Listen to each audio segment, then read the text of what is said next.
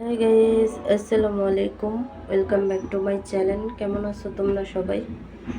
আশা করি ভালো আছো। আল্লাহর রহমতে আমি অনেক ভালো আছি।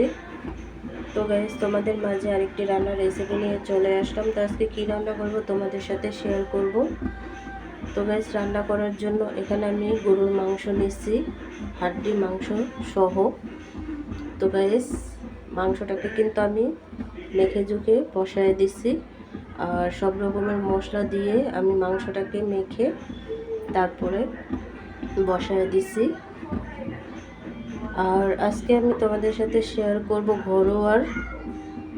ঘরোয়ার পদ্ধতিতে কালাবোনা, আর কি দামি কোনো মশলা না, সাধারণত ঘরে যেই মশলা থাকে সেই মশলা দিয়ে আমি তোমাদেরকে আজকে এই রেসিপিটা করে দেখাবো। তো ভিডিওটি ফার্স্ট থেকে ক্লাস পর্যন্ত দেখতে থাকো। আশা করি ভালো লাগবে। আর ভালো লাগলে প্লিজ একটি লাইক আর একটি সাবস্ক্রাইব করে পাশে থাকবে। গাইস দেখো, আমি কিন্তু এক্সট্রা পানিগুলো সব শুকিয়ে ফেলছি, আর কালারটা কেমন চেঞ্জ হয়ে গেছে দেখতেই পাচ্ছ, কালা ভুনা হয়ে গেছে। আমি কিন্তু ঘরোয়ার উপকরণ দিয়েই কালা ভুনাটা করছি, নামি দামি কোনো মশলা ব্যবহার করি নাই। তো কালার যেহেতু চেঞ্জ হয়ে গেছে, তো কালা ভুনাটাও কিন্তু হয়ে গেছে।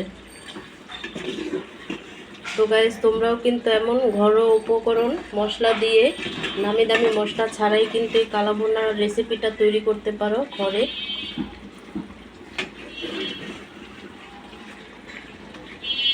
তো গাইস, আজকের রেসিপিটা কেমন লাগছে অবশ্যই কমেন্টে জানাবে।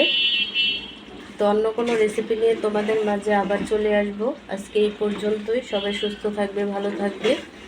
আল্লাহ হাফেজ।